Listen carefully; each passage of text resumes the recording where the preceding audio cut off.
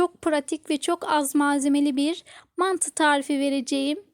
Oldukça şipşak ve kurtarıcı bir akşam yemeği olacak sizler için. Hemen yapımını anlatmaya geçiyorum.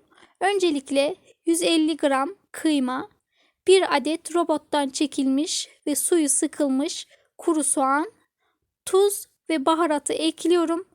Güzelce yoğuruyorum. Soğanın suyunu mutlaka sıkalım ki kıymamızı sulandırmasın. Hem de acısı gitmiş olsun. Baharat da dilediğiniz baharatı ekleyebilirsiniz. Şimdi milföyleri buzluktan çıkarttım. Bir 15-20 dakika çözülmesini bekledim. Çok fazla çözdürmeyin. Yoksa mantınızı yaparken zorluk çekersiniz. Her bir milföy hamurunu önce 2'ye, daha sonra 4'e, daha sonra da 8 eşit parçaya ayırıyorum. Milföy hamurundan mantı olur mu demeyin. Mutlaka bir kere olsun deneyin. Sonucu görün. Daha sonrasında müptelası olacağınıza eminim. Mantımızın gördüğünüz üzere hem yapımı kolay, hem çok az malzemeli, hem de çıtır çıtır güzel bir lezzetli mantı oldu. Milföyleri kare şekilde kestikten sonra hazırlamış olduğum kıymalı iç harcından birer çay kaşığı olacak şekilde her parçanın içerisine yerleştiriyorum. Kıymayı çok fazla eklersek kapatmakta zorluk çekeriz. Çok az eklersek de lezzetini alamayız mantının. Bu yüzden orta kararda kıymaları milföy hamurların içerisine yerleştirelim.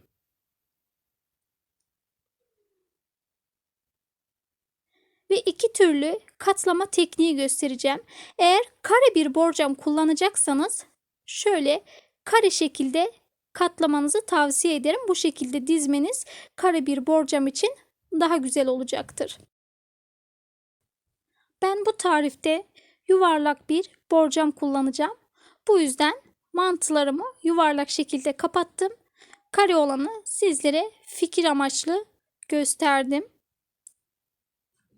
Yuvarlak borcam için de bu şekilde kapatıyorum ve avucumun içerisinde yuvarlıyorum.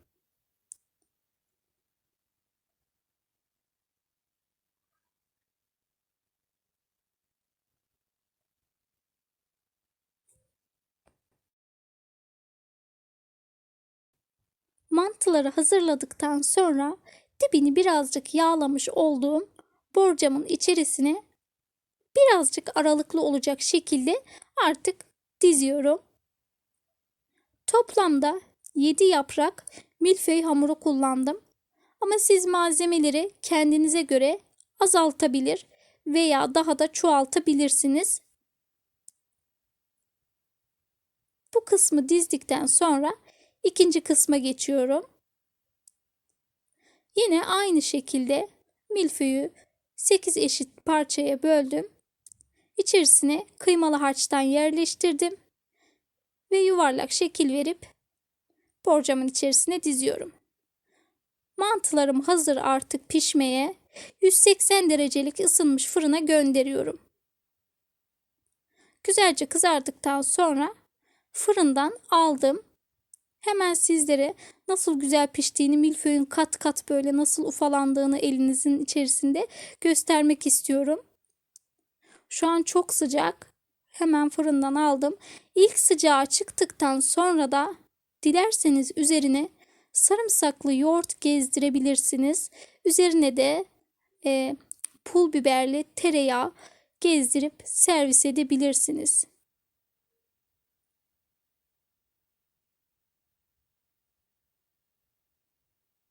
Bu mantıyı denediğinizde milföy hamurundan böyle güzel bir mantı oluyor muymuş diyeceğinize eminim.